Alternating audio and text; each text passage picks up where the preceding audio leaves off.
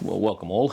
And one of the things that I like to do that I don't often see featuring in YouTube reviews and so forth is people going back over a year or even 2 years, giving feedback on the products that they use, how those products have stood the test of time, have they performed as they should, and have there been problems, how have those been resolved, and so on.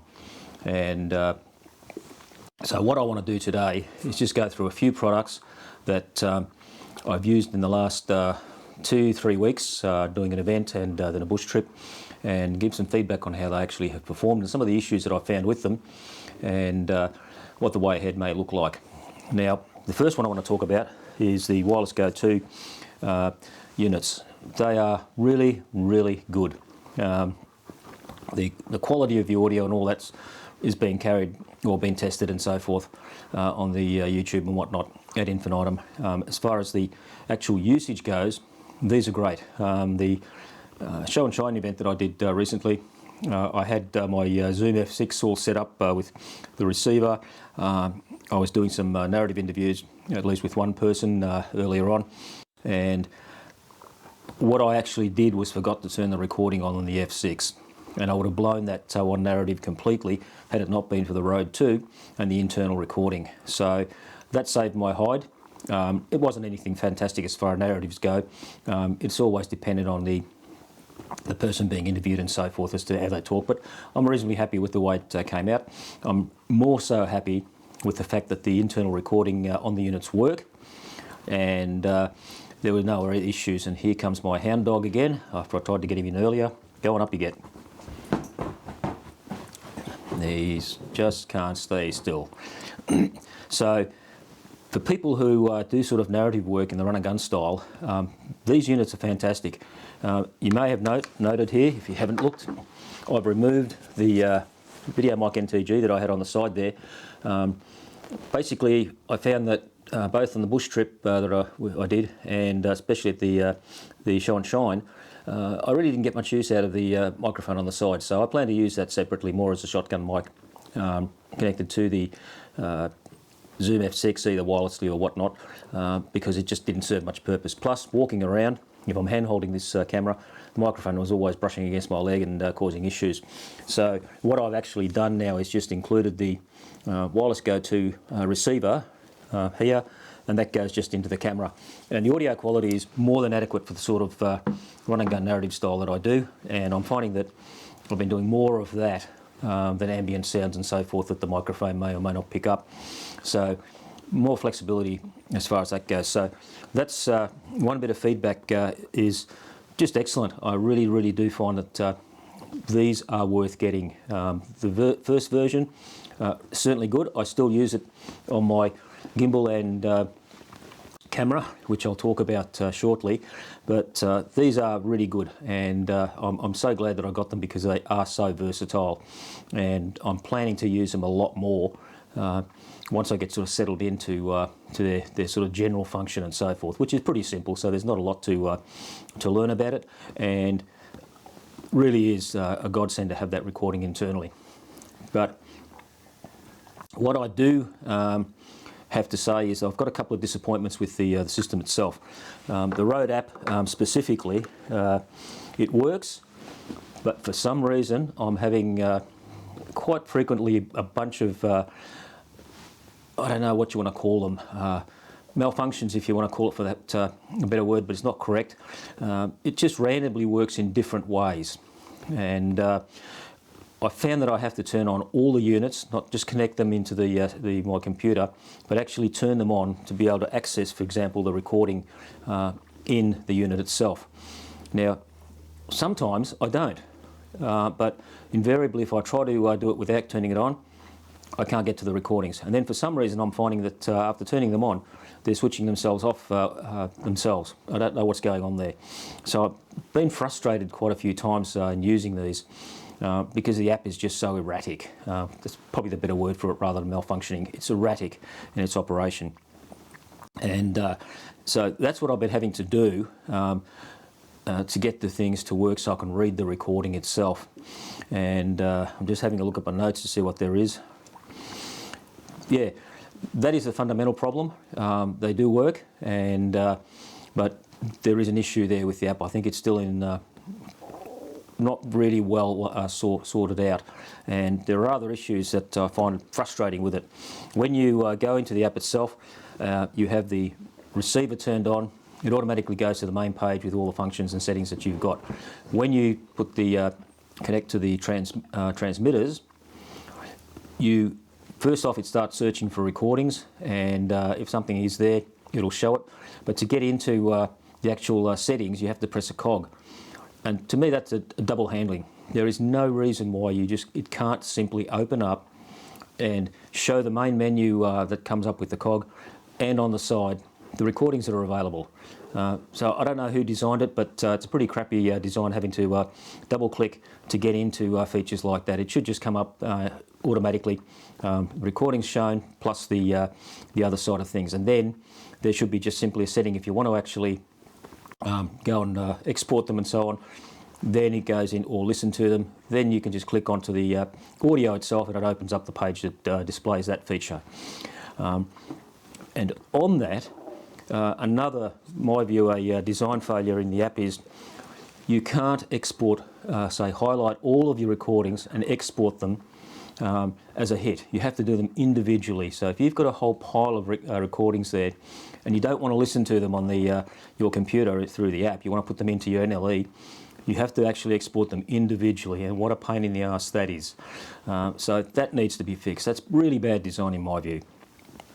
The other one that I particularly don't like is, I don't know whether the delete key actually just deletes audio recordings, or does it format the actual the memory card that's in there.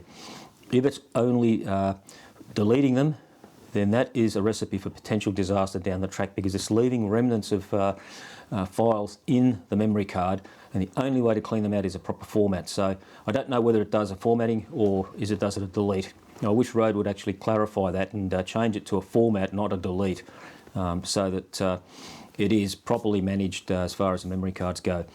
The other thing that I'm sort of disappointed with Rode, and when you compare to the way the Blackmagic website works and the Rode website works, with Blackmagic, every update is clearly identified. When it comes up, you've got a new update, what number version it is, and so on. With Rode, I didn't realise that I was way back in my updates for the Go 2.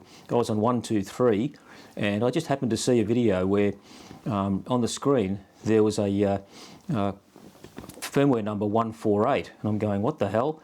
Went into the Rode site, nothing. So I re-clicked the app, installed it, and bang, oh, you need an update. Why is it done that way? Why can't Rode actually give you the version numbers when a new update comes in? The NTG's got exactly the same thing. They don't tell you anything. You have no idea that if there's been a firmware update or anything else available with any of their products. They ask you for your email details and all this sort of stuff, but they don't send anything out telling you that there's been an update in product A, B, C, D, E. To me, that is a real failure. If nothing else, when you update your page and give a new firmware update, tell people that that's the case. Give it a firmware number so that people know what's going on. And you don't have to send messages out. Periodically, I can check it, others can check it, and know that there's been an update. So that's really frustrating, and that's been going on for a long time. And in fact, I'm pretty sure I even emailed them once about that, and yep, zip response. So that's very poor website management in my view. What else?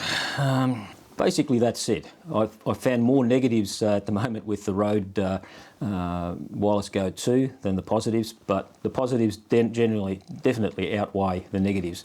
Negatives are just frustrating user experience, but the quality and the performance of the product is top order. So I've got no issues with that. Okay, Galaxy Vest. As I showed in my earlier review of how things worked in a bush trip, on very rough ground, the reduced settings seem to work a lot better. The event that I just did, I used those same low settings, and I was walking on very thick spongy grass, and I couldn't tell while I was filming, and I did a lot of walking which I wasn't initially going to do. And when I got back onto the computer, discovered that there's a lot of bobbing up and down, and I couldn't really get rid of much of it. I did a lot of stabilisation variations, and it was very hard to get. So it was very disappointing. I posted it the way it is. I didn't really want to, but that's life. It's not a killer of an issue that it's not perfect, but it's frustrating, and I haven't got anything back from Proaim yet. I hope Shiva comes down and smites them all for being so slack after asking me to contact them. But I still don't know exactly what is going wrong. I'm sure that the product can be made to work, but there's got to be some guidelines as to the settings. Do I have to go to a higher setting on soft ground, lower setting on rocky, rough ground like I was in the bush, or what? The only option I've got now is to do a vast array of testing to find out what's going on. And the problem with some of the testing is I can go to a very open field where it's got grass and so on, but when you're walking around, you've got no real reference points close up to actually see how it's going to affect the vision and so on. So that's a bit of a problem. I've got to find out some way of trying to emulate the show and shine scene that I actually did, and see if I can somehow do a whole range of tensioning tests on the unit itself to get that bobbing sorted out. Even if it's minimised, I think that'll be good. The vest really was handy there because I could many hours out there, and I didn't get overly tired. I got pretty hot because it was actually quite a muggy day, so that was one issue that was kind of tiring. I'm still trying to sort out the actual positioning of the vest itself. Great frustration there is the waistband, trying to tension that. It needs to go tighter, and simply one person cannot tighten it up enough because of the way the strap is actually designed. If it had been designed slightly differently and actually being drawn forwards rather than backwards, it would be easy to tension. But at the moment, even with the modification I made to the way the strap goes through the buckle, I still can't get enough tension in there, and I can feel that I haven't got it because I've got that belt always too loose in my view than what it should be. So that's another thing that I've got to try to resolve. I don't know exactly how to do it yet, but I have to put my mind to it to try to fix it up. So that's an issue that I've got with the Galaxy vest. I'm still happy with it. I still think it will work, but somebody's got to come up with a solution as to how do you tension it for different terrains and so forth, different camera weights and whatnot. That is lacking. The other thing that was a disappointment with me was the Duan Smooth 4 gimbal. Performed beautifully out in the bush when I was out there. The lightweight of the gimbal when walking and so on really sort of showed that you can get rid of the sort of bobbing effect. There wasn't much of it visible at all. So there's a benefit of having something super light. But unfortunately it carked it on the last day of the trip, and I've sort of had to go back to my Feiyutech A2000 gimbal, which I've got set up. As you can see, it was balanced, no issues. I've got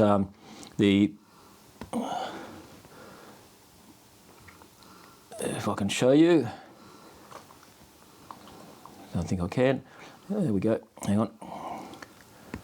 I've got the Rode Go 1 receiver connected onto the camera at the back there, and that's what I was doing with when I was out in the bush. I had the microphone on my shirt, and I was able to sort of get much better audio than without having that in there, because the microphone on the camera or the mobile phone is not actually ideal.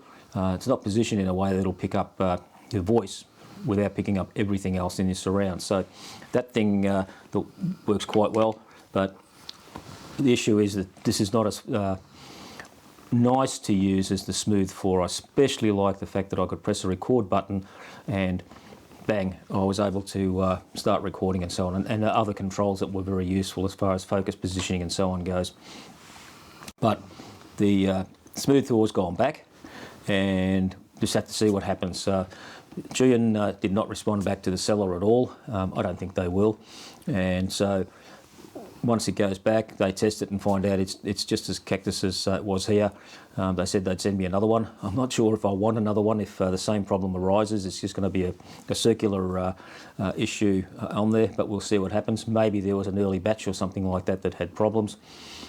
The internet seems to indicate that a lot of people have had issues with the Smooth 4, so I wish I'd known about that beforehand.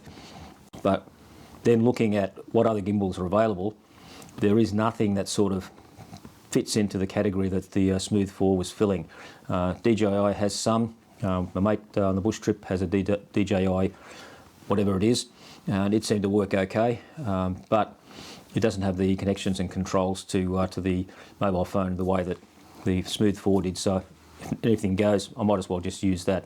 It's heavier, but it works. So there's that.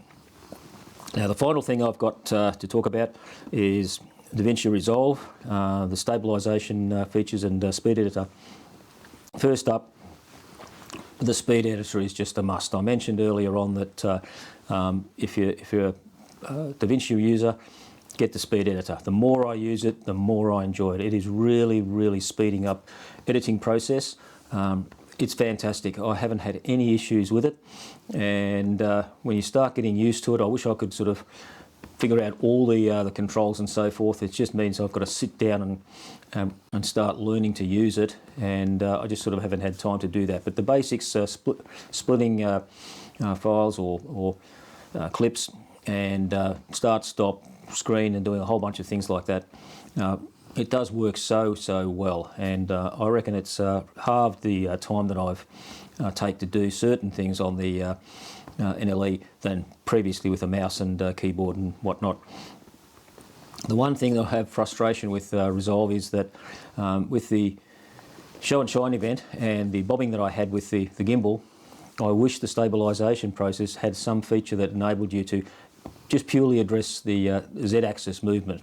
I'm not too sure if that's possible. It might cause issues, but I wish they'd look into it and provide a stabilisation option that just takes in the Z-axis, because the Dual Crane 3S was taking out all the other movements out of the thing, but the bobbing was actually causing more pronounced movement all around. So if it could take that out, I reckon the video that I produced would have been actually quite presentable, but because it doesn't do the Z-axis, it was trying to sort of figure out and work out how to get rid of the bobbing, and not doing it all that successfully.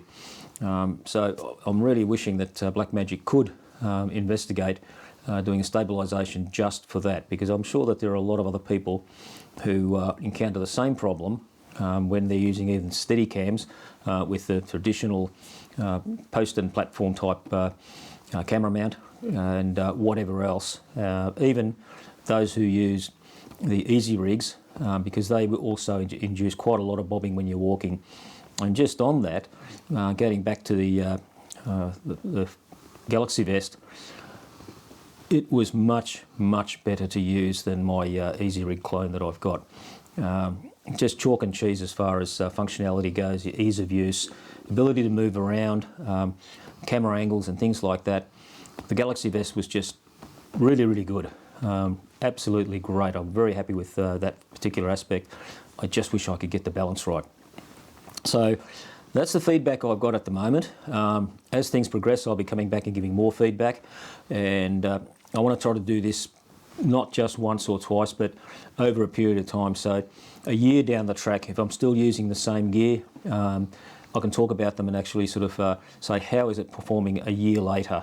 Am I still happy with it or not happy with it? What have I done to change things, and so forth? Because I think that means a lot, because if people are looking at getting gear, let's say you're looking at getting a second-hand Pocket 4K, how's it stood up to the test of time? Now, I've had mine, both of mine now for one at least 2 years, in fact more than 2 years, and the other one a year, 2 years almost, and I'm still very happy with them. They still perform well. I've had no issues with them whatsoever, knock on wood, that part. And so this sort of information can always be useful for people if they're looking at, say, getting something second-hand, possibly what to look for, and I've got no real complaints about the setup at all. In fact, various discussions and so forth with the way I've rigged mine up, a few people have been interested in it, and I can just say that this particular setup that I've got here is great. I'm going to talk about in another video about cablings and so forth, and a few other things, but this has travelled extremely well, and given the fact that it travels in my four-wheel drive, it's just strapped in with a seat belt on the front seat. It has fallen off when I haven't been careful enough with it, but it just keeps coming back for more, so it doesn't have any fragility issues that a lot of cameras have, because I can do that with the camera, nothing falls off, everything is fine. You might hear some rattlings, and that's the little cable that goes from the battery adapter into the camera, but absolutely solid as a rock as far as I'm concerned, so no drama there. But that's all I've got to say for today, and I will give more feedback once I hear back from my supplier for the gimbal. Hopefully Proaim will come back with some information on the Galaxy Vest, and I'll see what happens with the Rode Wireless Go 2 app and so forth, and give some views on that as well. So that's all I've got to say for today. Hopefully that's been informative, and hope to see you again. Cheers.